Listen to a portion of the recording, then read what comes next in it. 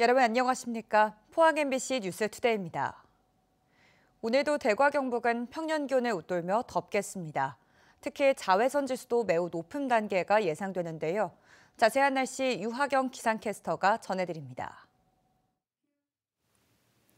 제69회 현충일인 오늘도 맑고 화창한 날씨가 펼쳐집니다. 기온도 평년보다 높겠는데요. 현재 대구의 기온 16도, 안동 15도, 포항 17도 가리키고 있습니다. 낮 기온은 오늘 대구와 안동은 28도, 포항은 25도 예상되고요. 오늘과 내일 내륙을 중심으로 기온이 30도 내외로 오르는 곳도 있어 덥겠습니다.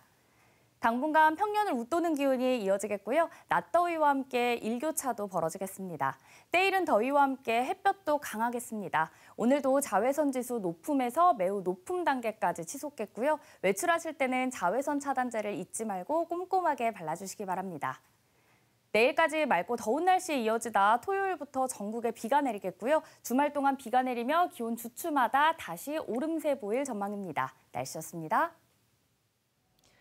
정부의 영일만 앞바다 석유 시추 계획과 관련해 포항 지역에선 환영과 함께 우려의 목소리도 나오고 있습니다. 앞서 지난 2017년 지열발전 사업이 촉발한 지진으로 큰 고통을 겪은 경험이 있기 때문인데요. 전문가들은 시추 과정에서 지진 발생 가능성에 대한 철저한 조사가 먼저 이루어져야 한다고 강조했습니다. 박성아 기자가 보도합니다. 지난 2017년 포항을 강타한 규모 5.4의 지진.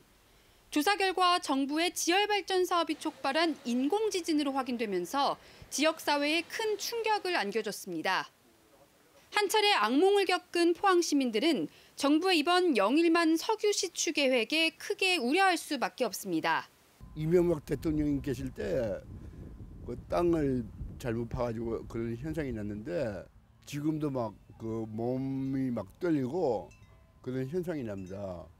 그래서 우려되는 게 많아요, 사실. 전문가들은 다양한 가능성을 제시했습니다. 포항 지진이 촉발 지진이라는 사실을 밝혀낸 부산대 김광희 교수는 시추 작업 등 지하에서 이루어지는 작업은 지진을 일으킬 가능성이 있다고 말했습니다. 지하에 어떤 인위적인 작업이 이루어지면 지하 응력장의 변화가 생기고 이런 응력장의 변화에 대응하기 위해서 지구는 평형을 찾아가기 위해서 노력할 수밖에 없거든요. 그 과정에서 자연스럽게 크고 작은 지진들이 실제로 지난 2015년 미국 지질조사국은 시추 작업이 지진을 유발한다는 연구 결과를 발표한 바 있습니다. 지진이 발생하지 않던 데에서 지진이 발생을 한다는 것들을 확인했고 이러한 경우에 대부분이 지하에 유체를 집어넣거나 유체를 꺼내는 작업과 관련된 경우가 많이 있다는 것들을 우리가 확인을 할 수가 있었어요. 다만 지진이 발생해도 피해로 이어질지 여부는 조사해봐야 한다고 김 교수는 말했습니다. 또 다른 전문가는 시추 과정에서의 지진 발생 가능성은 현저히 낮다며 다만 석유 생산으로 이어질 경우엔 추가 조사가 필요하다고 밝혔습니다. 전문가들은 철저한 사전 조사가 필요하다고 입을 모아 강조했습니다. 지열 발전을 통해서도 문제가 있었으니까 사전 조사를 충분히 하는 것이 포항 시민들의 안전이나 또 국민들의 불안을 해소하는 방법이 아니겠는. 산유국의 꿈에 부푼 대한민국. 경제성도 중요하지만 국민 안전을 위한 사전 준비가 우선시돼야 할 것으로 보입니다. MBC 뉴스 박성아입니다. 제69회 현충일을 맞아 오늘 오전 10시부터 1분간 도내 전역에 현충일 묵념 사이렌을 울립니다. 이는 순국선열과 호국영령의 헌신과 희생정신을 계승하기 위한 취지입니다.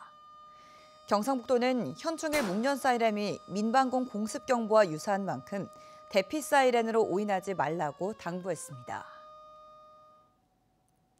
지자체들이 경쟁적으로 출산지원금을 올리고 있지만 정작 출생률 반등에는 큰 효과가 없는 것으로 나타났습니다. 현장에선 출산지원금은 중앙정부가 통일해 지급하고 지자체는 돌봄과 양육 서비스에 주력하는 게 해답이라는 의견이 나오고 있습니다. 장성훈 기자가 보도합니다. 경상북도가 도내 22개 시군을 대상으로 지난 10년간 출산지원금과 출생률을 비교 분석한 결과 둘 사이에는 유의미한 상관관계가 없었습니다.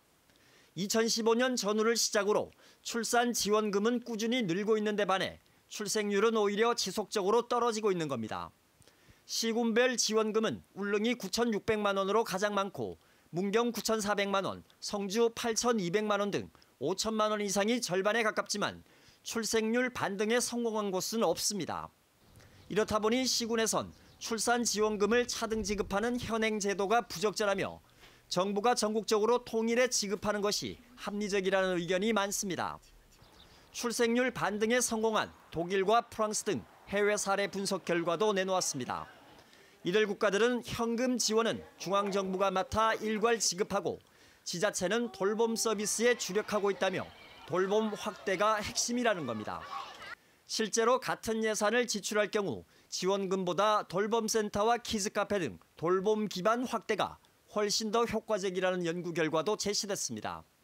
현장에서 요구하는 돌봄과 주거 등 저출생 전주기에 필요한 기반과 서비스 구축에 중점을 두고 있습니다. 현금 지급보다는 저희가 돌봄 인프라가 출산율 증가에 더 효과적이라는 저희 분석도 했고요. 하지만 정주 인프라와 소득 양극화 같은 사회 구조적인 문제를 중앙정부 차원에서 획기적으로 개선하지 않으면 지자체의 노력도 한계가 있다는 지적입니다.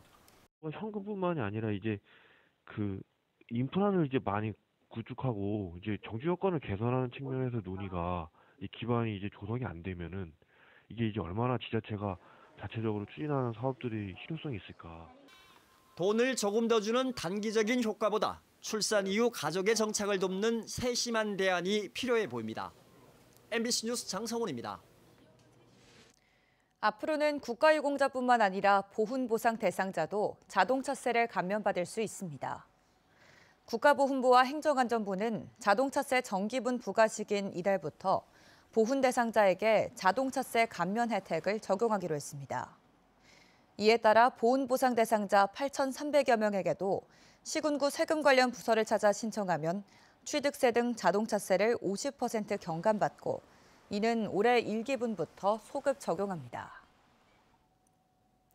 경상북도는 전국에서 독립운동가를 가장 많이 배출했을 뿐 아니라 한국전쟁 당시 낙동강 방어선을 구축해 북한군과 치열한 전투를 벌인 호국보훈의 대표 지역인데요.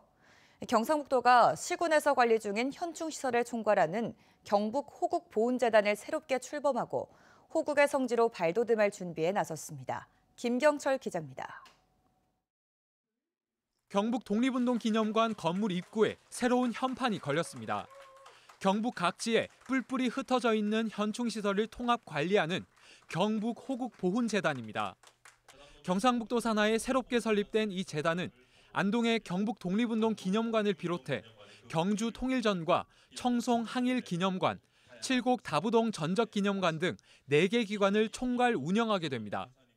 경상북도 산하 공공기관 고강도 구조개혁 방침에 따라 도내 흩어져 있는 호국 현충시설을 통합 관리 운영하고 재단 대표이사는 우선 한의원 경북 독립운동 기념관장이 겸직하고 임기가 끝나면 재단 대표와 기념관장을 별도로 채용할 계획입니다. 이번 재단 출범으로 그동안 독립운동에 집중돼 있던 경상북도의 호국 보훈 사업 영역도 삼국 통일과 6.25 전쟁 등으로 확대될 전망입니다. 특히 6.25 전쟁 당시 낙동강 방어선 주요 격전지의 콘텐츠 개발 사업과 경북 지역 독립운동가 발굴 사업이 더 힘있게 추진될 걸로 기대됩니다. 독립운동의 성지인 안동의 유공자 발굴과 보훈 인프라 구축에 많은 도움이 될 것으로 생각이 됩니다.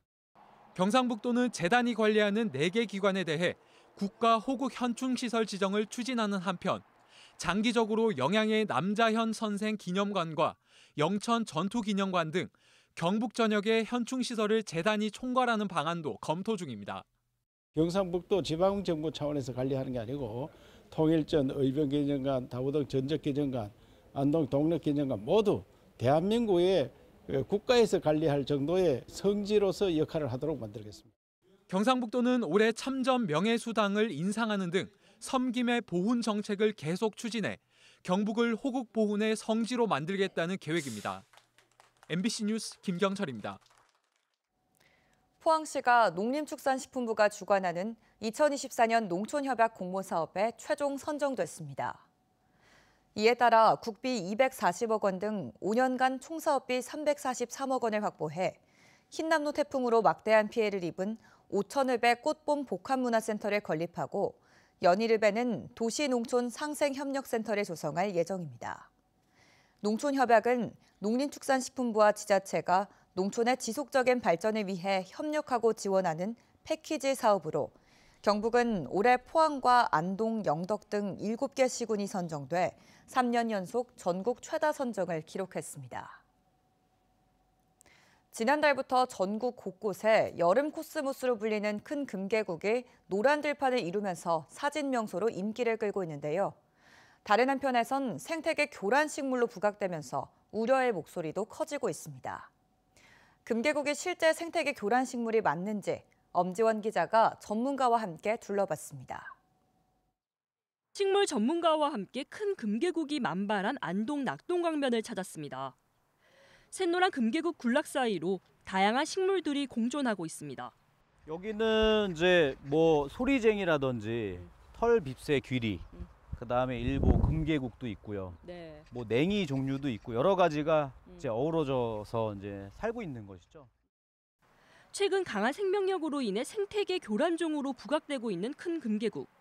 하지만 빠른 생장으로 산이나 들할 것 없이 기존의 자생 식물들을 덮어 고사시키는 대표적인 생태계 교란종 가시박 등과는 달리 강변에서 벗어난 지역에선 좀처럼 찾아보기 어렵습니다. 많은 햇볕을 필요로 하는 금계국의 특성상 산속 깊숙이 침투하긴 어렵고 그래서 토종식물 군락을 위협할 가능성도 낮다는 게 식물 전문가들의 의견입니다.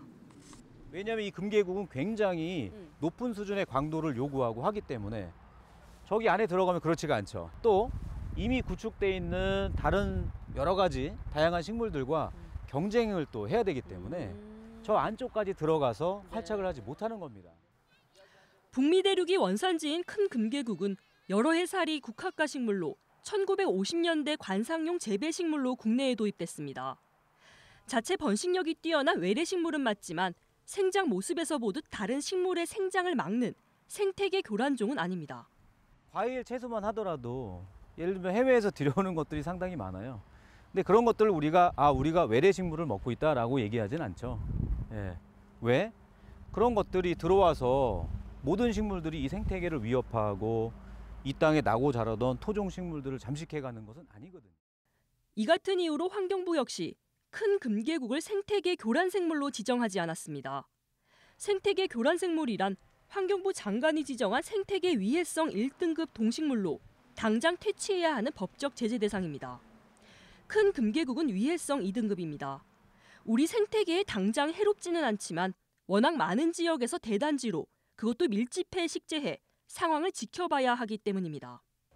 한 번 심으면 관리할 필요 없이 잘 자라고 동시다발 개화로 시민들에게 인기가 많아 지자체가 수년 전부터 너도 나도 식재했습니다. 안동시는 16년 전인 지난 2008년 4대강 사업 경관 조성으로 낙동 강변 5헥타르 규모의 금계국을 인위적으로 식재했습니다. 특히 안동시는 시가지 주요 도로변과 국도 34호선 등 230km 구간에 걸쳐 함께 식재했습니다. 안동을 비롯해 경북에만 영주 서천변과 상주 구미 4대강보, 예천 삼강주막 등 낙동강 물길을 따라 지자체마다 경쟁하듯 대규모 식재가 이뤄졌습니다. 온통 노란색이잖아요. 그러니까 제 마음도 이렇게 노랗게 밝아지는 것 같고 환해지는 것 같은데 여기 말고 곳곳이 노란색이에요. 다양한 꽃이 여기저기 있어서 볼 수 있었으면 좋겠다는 생각도 조금. 불과 4, 5년 전 지자체가 외래식물인 핑크뮬리를 곳곳에 식재해 명소화하면서 마찬가지로 생태계 교란 논란에 휩싸이기도 했습니다. 애꿎은 큰 금계국을 탓하기보단 지자체의 고민 없는 천편일률적 도시 경관 정책에 먼저 변화가 필요해 보입니다. MBC 뉴스 엄지연입니다. 경주시는 통합관광 모바일 앱인 경주로 오네 회원으로 가입하면 오는 10일까지 무열왕릉과 김유신 장군묘, 오릉 포석정을 무료로 입장할 수 있다고 밝혔습니다. 이와 함께 현충일 연휴 기간을 맞아 6일부터 9일까지는 황룡사 역사문화관 무료 입장 이벤트도 진행합니다. 경주시는 앞으로도 경주로 온 회원 가입자 수 증대를 위해 지속적인 프로모션을 추진할 예정입니다.